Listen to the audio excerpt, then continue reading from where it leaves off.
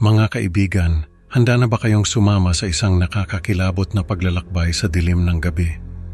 Sa ating kwentong Pamanan ng Kadiliman, susundan natin si Alexa sa kanyang paghahanap kay Carlo, isang misteryong puno ng cryptic na babala at mga nakakabahalang detalye. Tuklasin natin ang mga nakatagong trauma at ang mga nilalang na maaaring nagtatago sa mga anino ng ating nakaraan. Huwag bibitaw dahil ang bawat pag-click at pag-scroll ni Alexa ay unti-unting magbubunyag ng mga sekretong maaaring hindi natin kayang harapin. Sa isang maalinsangang gabi sa Maynila, binubuksan ni Alexa ang kanyang social media account habang pinapaypayan ang sarili. Napansin niya ang isang hindi pamilyar na notification na naglalaman ng isang cryptic na babala at isang pahiwatig tungkol kay Carlo. Hanapin mo si Carlo bago pa mahuli ang lahat ang nakasulat. Kinakabahan ngunit determinado, sinimulan ni Alexa ang investigasyon sa pagkawala ni Carlo. Tinanong niya ang mga dating kaklase at kaibigan, ngunit parang wala sa kanila ang may alam sa kinaroroonan ni Carlo. Sa kanyang paghahanap, natagpuan ni Alexa ang isang post ni Carlo sa isang Pinoy online forum. Detalyado at puno ng takot ang post, binabanggit ang kanyang aksidenteng pagkakatuklas sa mga email sa work laptop ni Mark. Guys, hindi ko alam kung anong gagawin ko. May mga nakita akong hindi ko dapat makita, ang sabi ni Carlo sa post.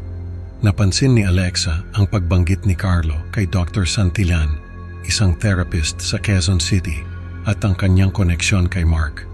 Nakaramdam siya ng pangilabot habang binabasa ang mga palitan ng mensahe na naglalaman ng mga kakaibang termino at referensya sa mga hindi maipaliwanag na pangyayari. Ano kaya ang mga lihim na itinatago ng mga email na iyon at paano ito konektado sa biglaang pagkawala ni Carlo? Ang mga tanong na ito ang nagtulak kay Alexa na lalo pang maghukay sa nakaraan.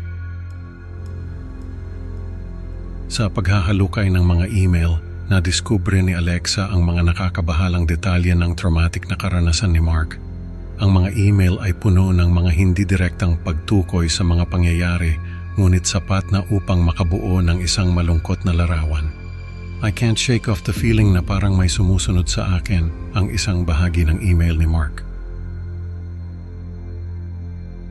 Natuklasan ni Alexa ang mga kwento tungkol sa pagkabata ni Mark at Jomar at kung paano nagsimulang magpakita ng kakaibang ugali si Jomar.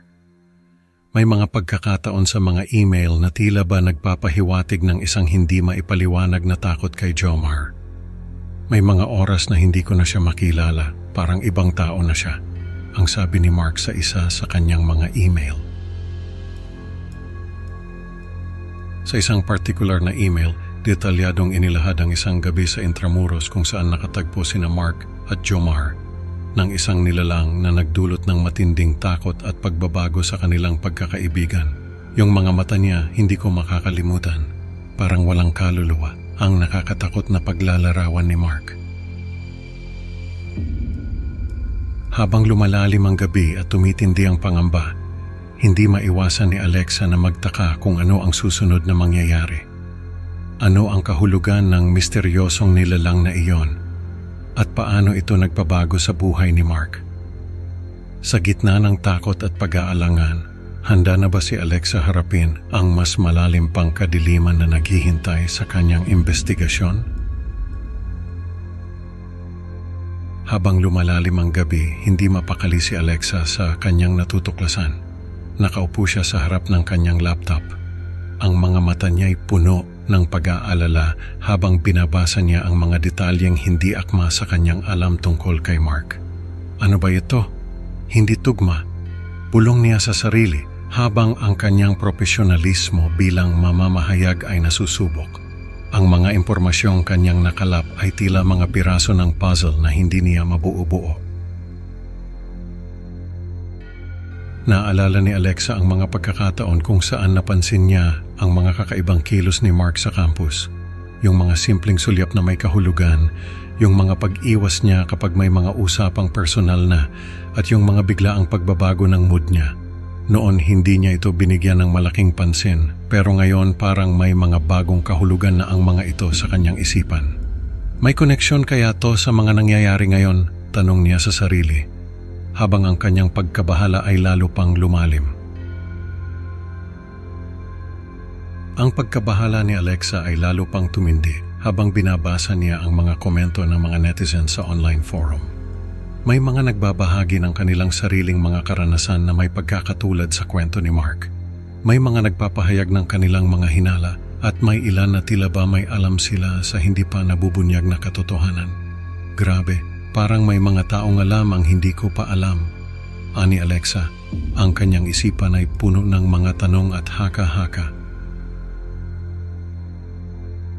Nagpasya si Alexa na mag-post sa parehong online community, humihingi ng payo at kasagutan sa kanyang kinatatakutan.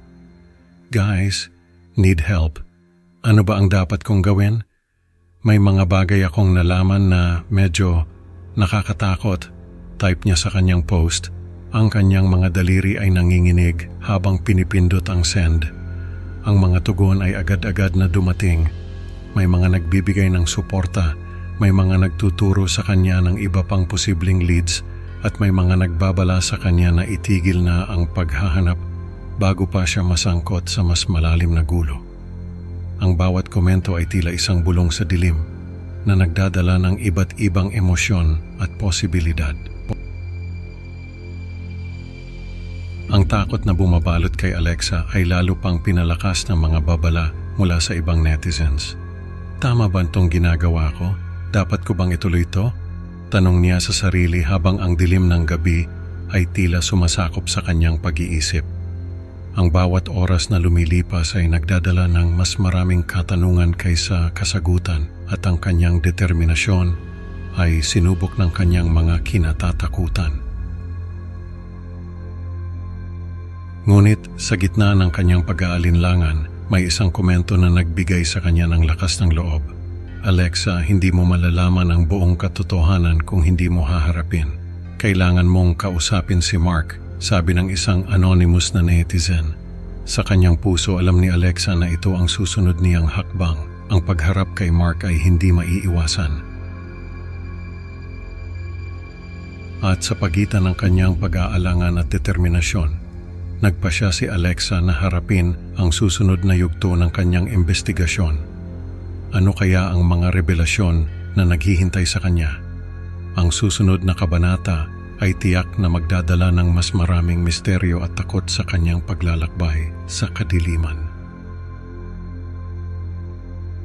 Sa isang tahimik na coffee shop sa Makati, nagkita sina Alexa at Mark.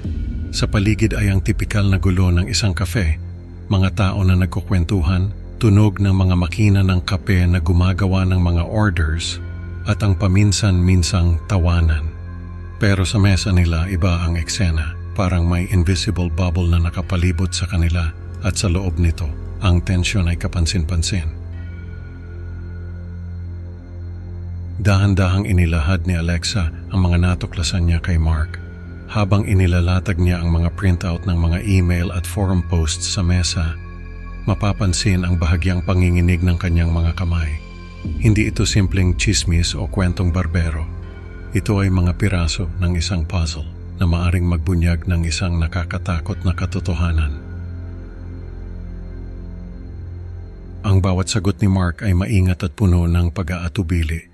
Parang naglalakad siya sa manipis na yelo at ang bawat salita ay maaaring maging sanhi ng pagbasag nito. Sa bawat sagot niya, lalo lang lumalalim ang misteryo. Mark, kailangan kong malaman ang totoo, sabi ni Alexa. Ang kanyang boses ay puno ng determinasyon at bahid ng takot. Mark, na ngayon ay namumutla na, tumingin sa kanya at sa isang buntong hininga, nagsimulang magkwento. Sa wakas, isiniwalat ni Mark ang kanyang pinakatatagong sikreto sa isang buntong hininga ng pag-amin. Si Jomar, hindi siya ibang tao. Ako yon, aniya ang kanyang boses ay halos pabulong. Inamin ni Mark na si Jomar ay ang kanyang alter ego, isang personalidad na lumalabas kapag siya ay nasa ilalim ng matinding stress.